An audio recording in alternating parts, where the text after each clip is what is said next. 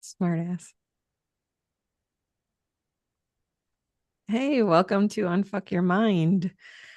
This week we're going to talk about you are not broken and embracing your unique strengths. Because I think that's a very common theme in the world today. So many people feel broken. And I might want to say for a second, is feeling broken really all that bad?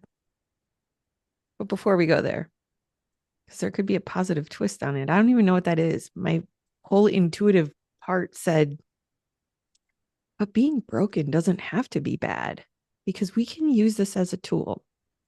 Anyways, but first, we are diving into topics that might challenge the way you think. So we invite you to grab an open mind, a sense of humor, and perhaps a lot of curiosity. We are here to share our personal experiences, perspectives, no preaching, no perfect answers, just two humans exploring life's messy, beautiful, and sometimes downright awkward truths. We are not here to tell you how to live your life. We are here to spark curiosity, to offer support, to help you with mindset shifts, and maybe even give you a good laugh.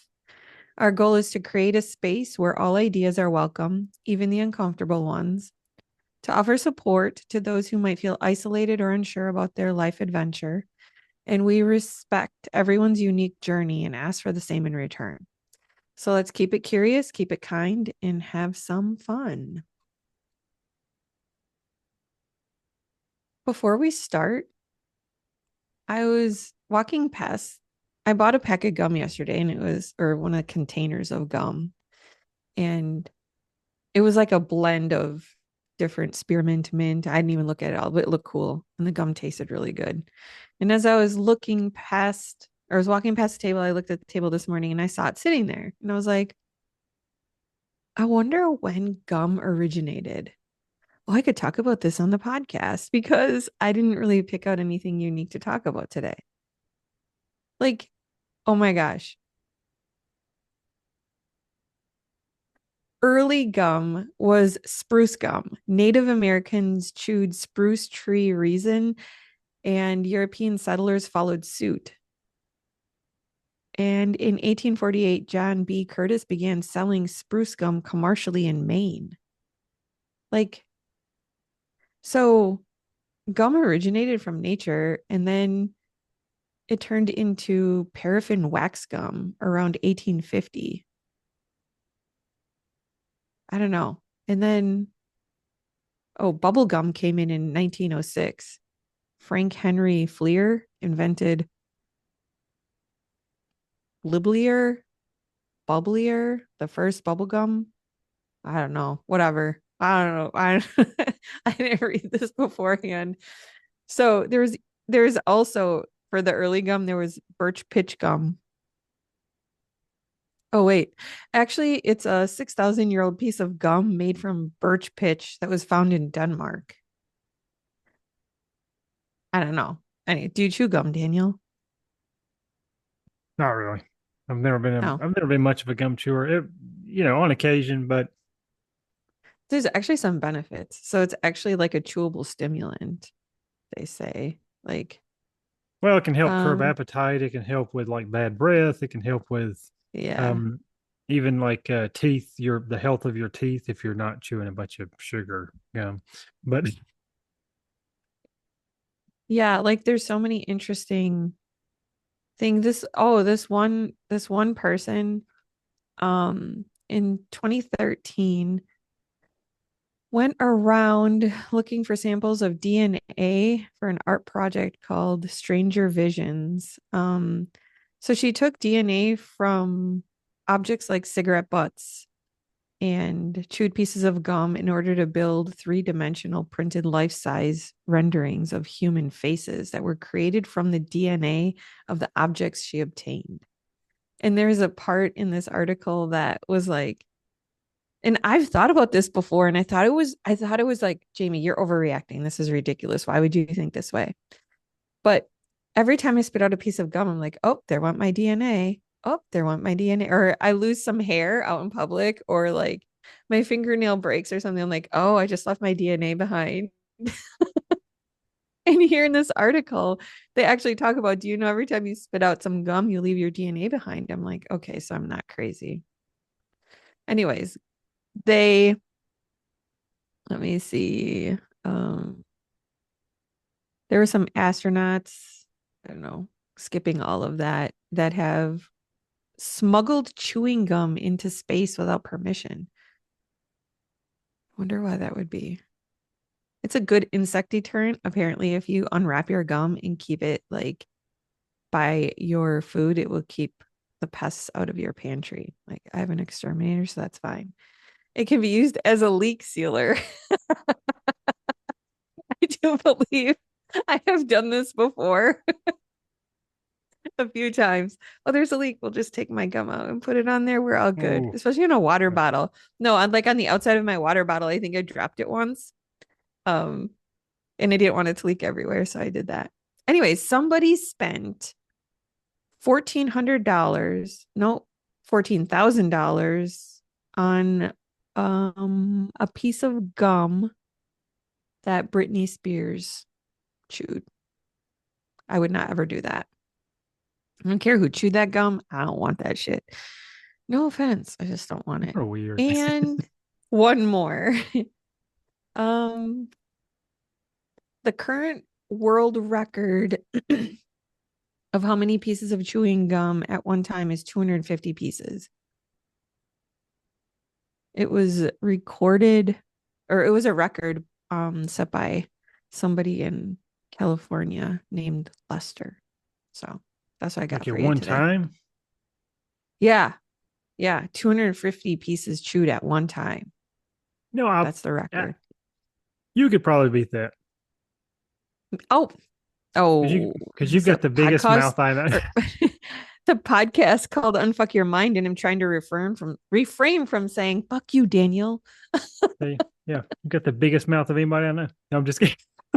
You're an asshole. Let's just keep it real. Daniel is an asshole. Oh, God, how did I get no, roped into this shit with you? no, no, no. You No. asked me. I mean, what's that? No, but I will say this: if you're not on our YouTube channel, go look at our YouTube channel. The reason why is because I'm sitting here and you know me and Jamie Oh, we get great. on here, we get on here and we kind of talk about a few things before we ever hit record. We usually we'll spend sometimes 15 minutes, sometimes it's an hour. So it kind of depends on what all the things going on in your life, right? Um, but as I'm What are sitting you up here, to? she doesn't know anything about this in case you can't tell. Um, but the first thing when she hops on this morning, this is exactly what I'm thinking. I've been thinking this whole time, and then once we started recording, I thought, I'm just going to point this out. This would be a good time to give a little plug for the YouTube channel where you can actually see us as well. Because if you go and look at the video, the last I think 3 episodes that I uploaded to YouTube, and then you look at this one, her voice is the same, but she looks like a completely different person. Oh, She's completely dressed up in like this whole like Wednesday Adams kind of look. Except for she had it's something like a little, I can barely see the top. But it's like a little kind of, I don't know, it's bibs. They're okay, bibs. okay. So if that wasn't there with the black shirt and everything, you would think it was like a Wednesday Adams Halloween costume. But now that she looks like okay, that came out a little bit wrong. But what I'm saying is, so what I'm saying is, she looks like a completely different person. And I'm sitting here thinking, I'm like, because I'm over here wearing the same shirt, same hat. I mean, I'm a guy. The less we change, the better we are. But then, like, she pops on, I'm just like, she's got her hair different, her makeup different, she's wearing something different, or the colors are changed. I'm just like, this is so weird. In that, I mean, not in a bad way, but it's just like, yeah, I don't know. It's just funny to me. So anyway, go look Well, at the YouTube here's channel. here's Subscribe. the truth. Here's the truth though. Daniel is right, but I have this is As me. usual. This it, As usual. and he's not. Daniel is so wrong all the time. No, no. Honestly, though, he is right.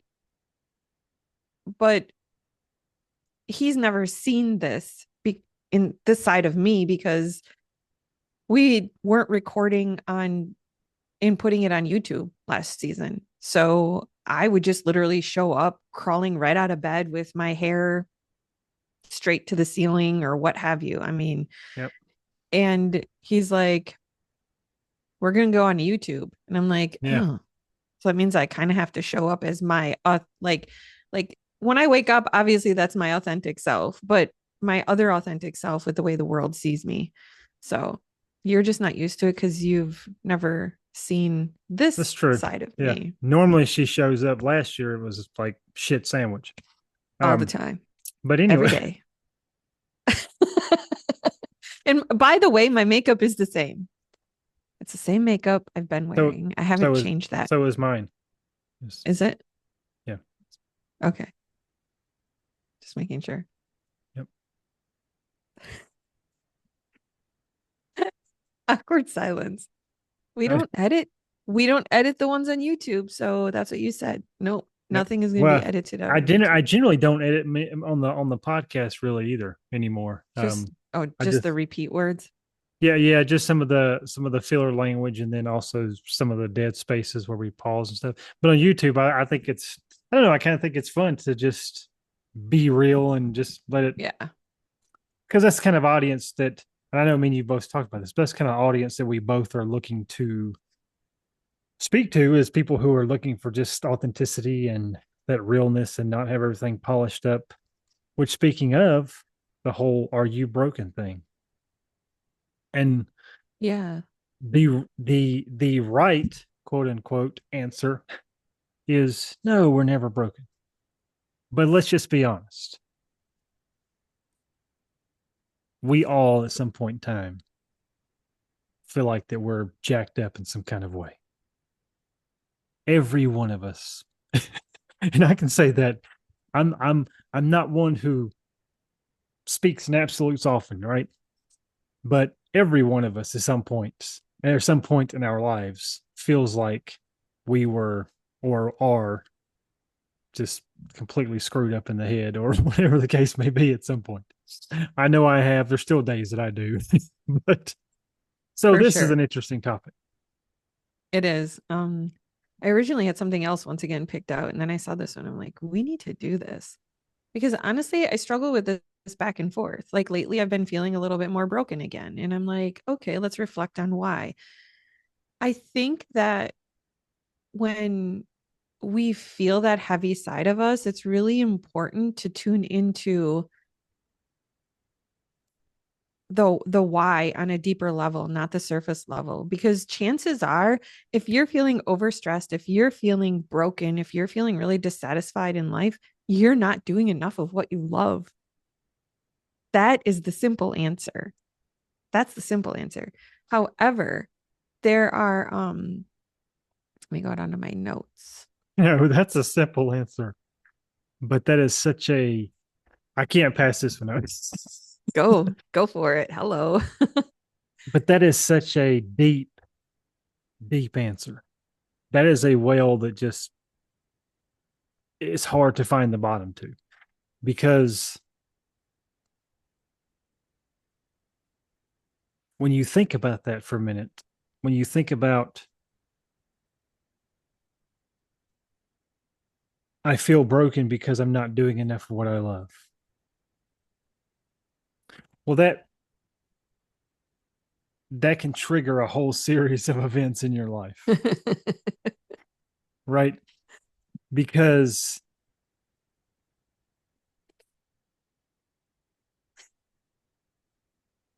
as somebody who, man, there's a lot of places, but as Yeah. somebody who is somebody who spent most of his life, probably 90% up until like the last 3 years, really self-sacrificing because of thinking that the only way to find worth and fulfillment is by giving all of yourself to the people around you and to humanity as a whole. um, which by the way never worked. I never Doesn't found self work. worth in anything like that. Only within me. But because you dictate your own worth, nobody else can do that for you. Anyway, so like doing that in a lot of ways caused me to kind of sacrifice my own passions, my own desires, and I'm careful with this, but I'm going to say it anyway because this is what we do. Mhm. But surrounding yourself with those people who will and take and never give much back, if anything, who will never feed that encouragement in you to go after your passions, after your dreams, but they'll be more than happy to take all your energy and effort and time in order to build theirs. You need to cut those freaking people off. I'm not saying necessarily just like you don't have to completely ghost them forever, but man, set a strong boundary and standard on that. Because as one who's been through that on numerous occasions, you got to surround yourself with better people. You got to surround yourself with people who's going to feed that dream and passion that the more you feed theirs, the more they want to feed yours. Because if you surround yourself with those people who you just want to feed their dream and they just want to take as much as you'll give, and that's the only exchange, you're never, yeah. That's how the At that bottom of point, your cup breaks, and then there's yeah, nothing. and that's And that's you have that's to where you repair. You have to repair the bottom of the cup so you can actually start with refilling with gum. with gum. That was good. Anyway, um, always got to bring humor in for the For uncomfortability. sure. Um, but really, man, like it's that's one of the things about me and you connecting, Jamie, and it's something that we've talked about in the conversations that we have even prior to start, to hitting record on this, is that we communicate a lot of things back and forth because we resonate on so many different levels, right? And so we will bounce ideas off each other, we'll bounce frustrations off of each other, and when she does it, I just listen. When I do it, she'll just listen. And we kind of give feedback as in a really encouraging kind of way. And sometimes that feedback is just listening. That's the Mhm. most encouraging thing you can do. And that's those things that I'm saying. That's the reason why we're doing the podcast. It's because we very much resonated on that level. And doing that, finding those people in your life that you can do that with is, dare I say, absolutely necessary and essential to not feeling like you're broken. Because in actuality, none of us is broken. Now, we may be out of alignment with our core values and things like that. And when you're out of alignment with your core values, you're going to feel like your life's just a shit show. I mean, really, just like a shit ton of shit, and that's all you got. And I mean, it really, so, so so if What your life, happened to the shit sandwich? I always look forward to that one. Now we you use look on, shit don't worry. show. Yeah, Okay. yeah, yeah. It's a lot of shit going on. Anyway, I mean, but but really, like you'll start, when you feel that way, the biggest issue that you're going to have in the biggest issues you are having is you're out of alignment. Mhm. And this is something that you learn within NLP coaching and things like that, neuro linguistic programming, that type of coaching model. One of those things is a values assessment. And this was, as simple as this values assessment is, it was so profound to me to bring awareness to why I felt very unfulfilled in most of my life, because I was doing things that didn't align with my core values, my highest values, which is at the deepest subconscious level. The only thing deeper than your values is your identity. But one, they trickle down to, and it's a whole 6 steps and all the things, but more than we can get into on this podcast. But that being said, that your core values are absolutely, it's just absolutely essential to know those, because if you're out of alignment with those, and then also if you have people in your life that don't share your core values, those people are going to be, and again, they're not broken either. Let me be very clear on this. They're not broken either, because they just have a different alignment than you do. So it's Mhm. kind of like, when you put the magnets that are the I think it's the like two positive or two negatives, whatever it is, you try to push them Yeah. together and they just like they never, Repel. Yeah. yeah, Like you right, can do it all you want. It's yeah, not going to yeah, I know, it's work. just like, um but and that's literally what you're doing. You're trying to mash two things together to just have absolute, just this repelling factor to them. And so when you when you realign that with people who do share your core values, and that do, you know align with also what you want to do, and know how to feed the dream in you because of the dream in them, and so forth and so on, you feel less broken. You feel more like you're heard. You feel more like, oh, I'm not the only one that feels this type of way. Me and Jamie, me and you was just talking earlier. We won't get into the details, but we were talking before we hit record, and sharing some of the frustration. And you were saying, as I was venting, if you will, and you said, well, I understand, and I know that you do. And so in that moment, it wasn't like, oh yeah, yeah, I get what you're going through. It wasn't like a blow off thing. It was just like a thing that's like, I'm not alone in this process, and I understand that I'm not the only one that deals with the shit. I know I just kind of went off on a rant there, but at the Not same time, really. it I mean, was, I think it's like essential. Why not, like it's true, you know. I mean,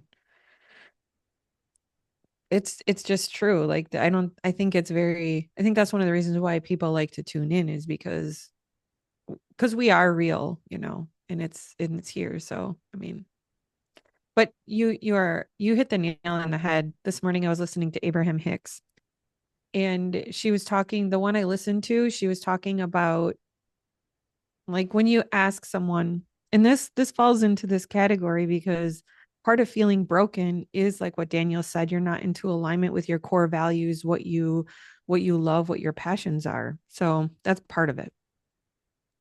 So she talked a lot about we connect so well with knowing what the suck feels like. We can identify with that just like that.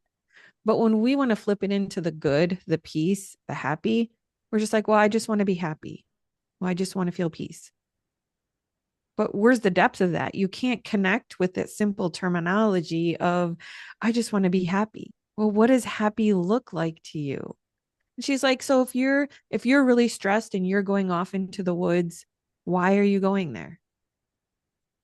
Oh, see, everything inside me is lighting up now because there's a connection. So you're going out there for freedom. You're going out there to get grounded. You're going out there to feel the peace and connect with the peace.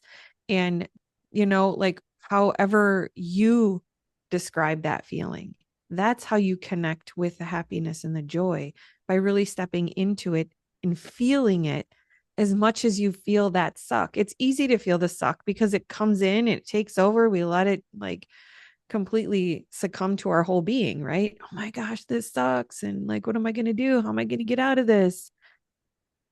But then when it comes to being happy, I just want to be happy. Well, what the fuck does it look like for you?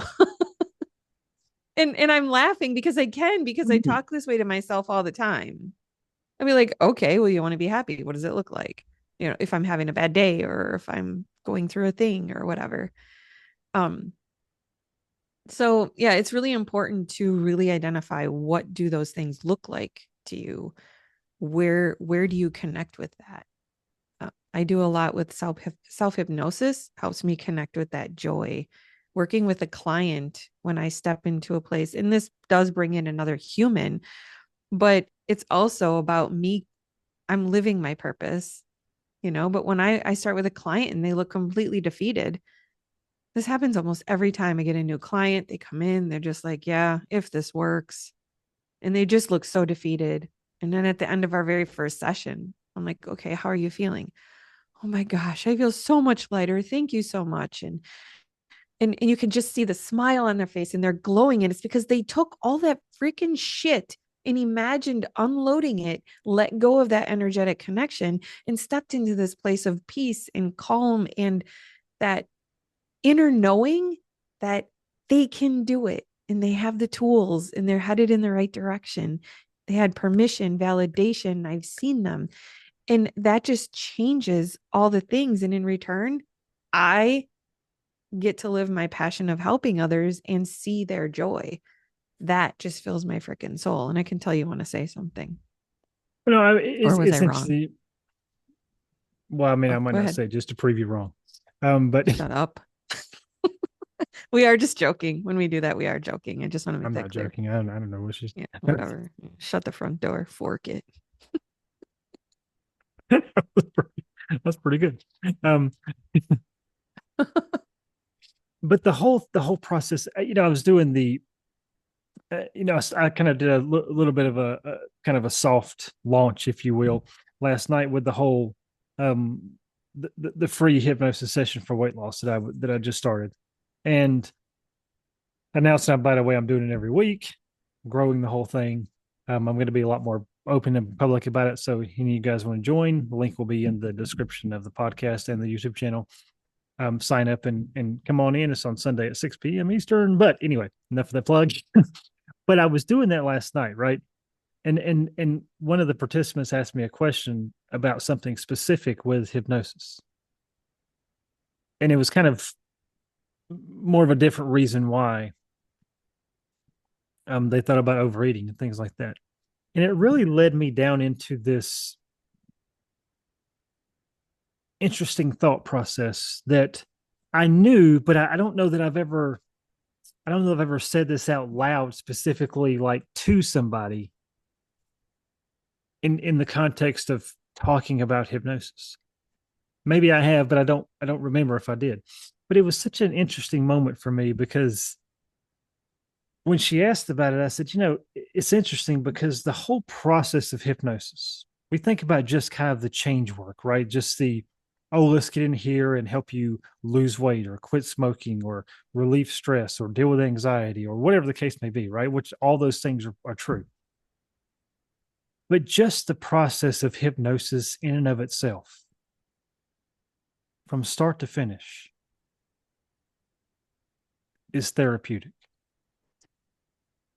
And the reason that I say that is because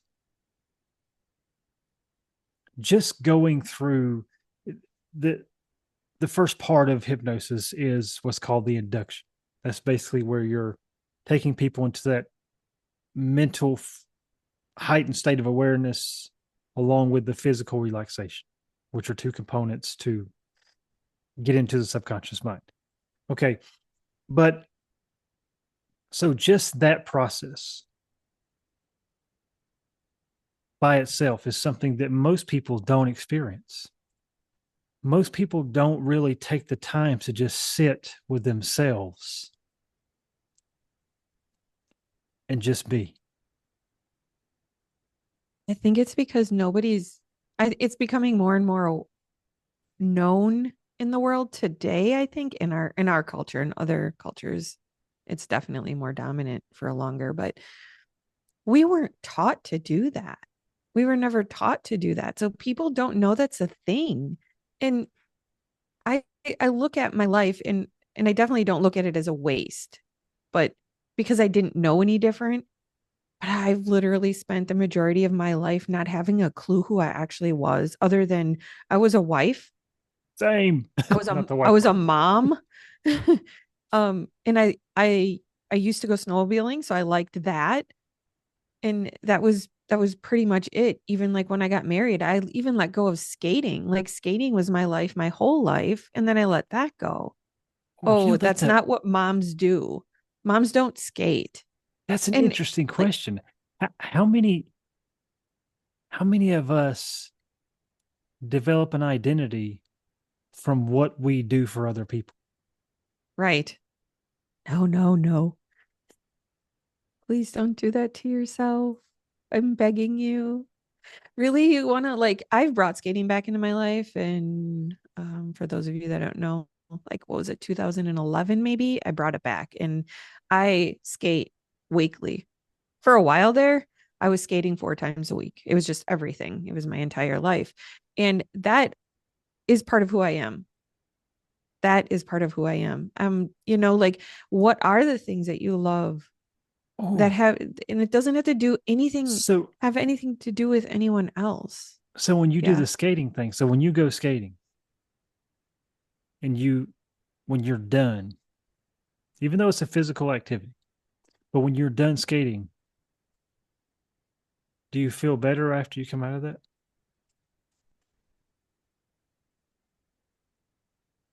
I mean, of course, but then there's this part. See, so when I skate, the whole world freaking disappears. Everything goes away.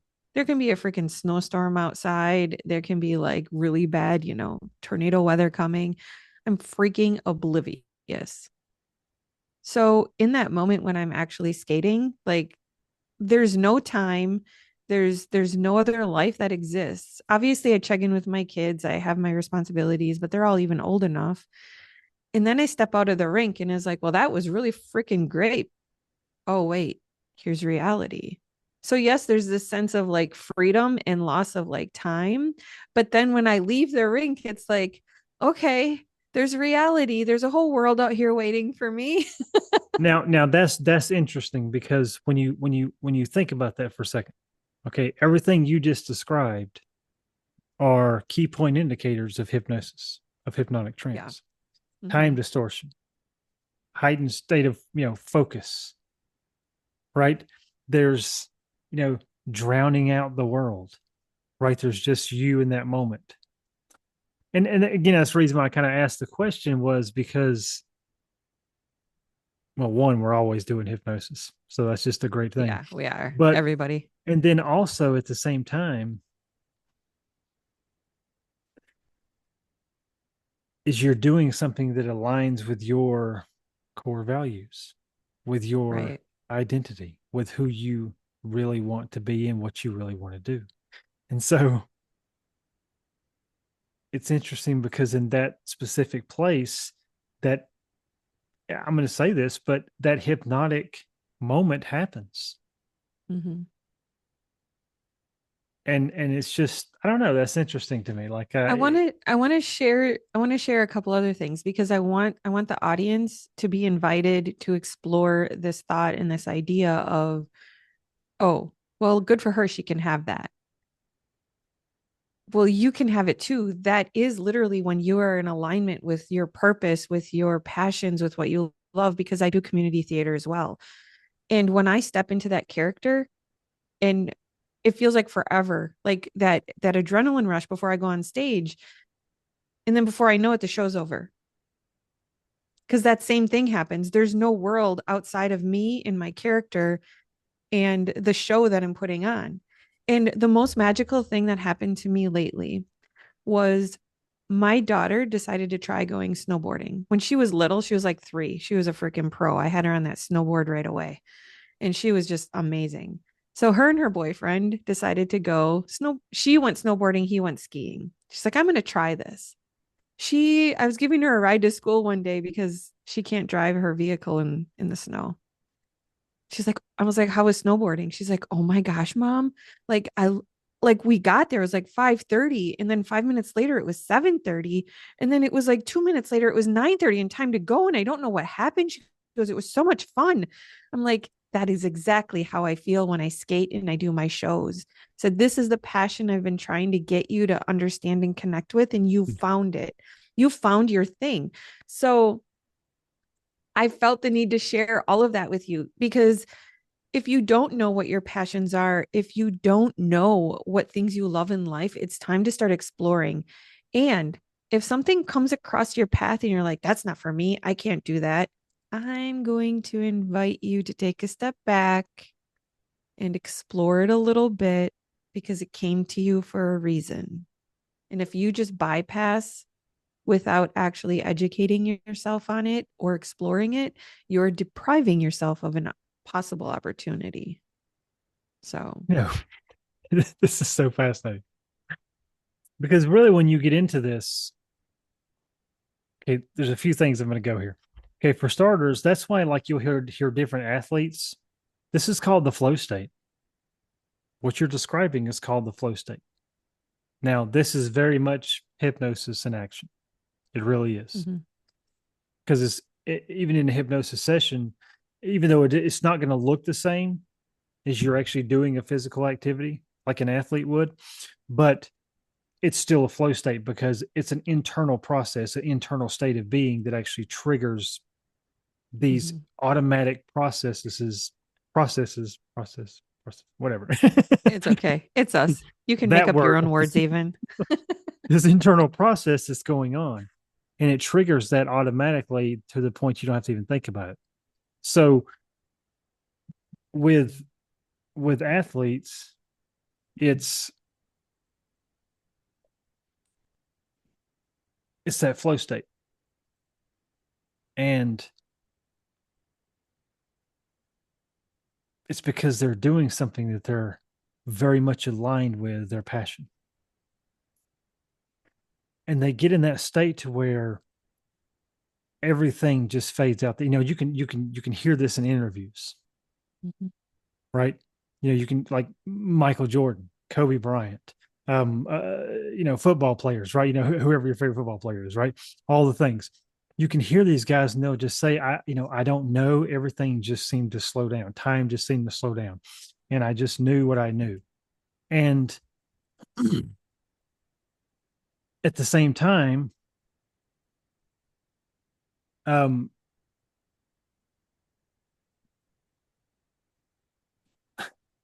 so be careful how I say this, but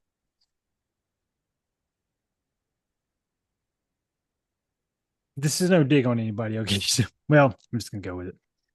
So I've actually over the years, I've been very much involved in church and things like that for most of my adult life.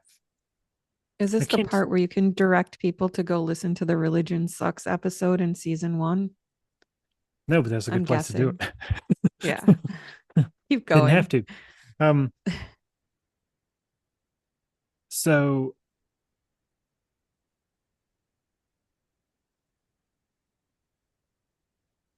those people, they were ministers, right? That would tell me at times, man, after I get done preaching or ministering to people or whatever the case may be, like talking with people, man, I just feel so drained. Like I just want to run away. And this is just my opinion. So take it as you will, reject it if you want to. But with those moments, I question: Are you really doing what your really core values are? Are you really aligned with your core values and what you're doing, or is this something an expectation that you think you're supposed to do? Because even when I would minister and stuff like that, even back in the day, yes, I did preaching and all this other stuff. But when I would do those things, I would leave encounters with people, if I whether it was one on one or one to many. I would leave that encounter absolutely fired up because I just love interacting with people. I love feeling, like I'm making a difference. Not necessarily doing something for people. But again, my highest core value is transformation. And because of that, when I see that happen in myself or somebody else, or myself or somebody else, it absolutely just lights me up. And so, that's, I don't know, it was that's an interesting, it's kind of triggered this whole thought process for me. You actually talking about that. So yeah,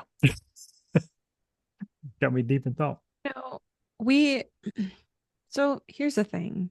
I looked up, I just looked up some statistics. We don't have to go through them all, but here are some things that you want to pay attention to in life. And you can take this as deep as you want or as lighthearted as you want. It's up to you, whichever direction you want to take it.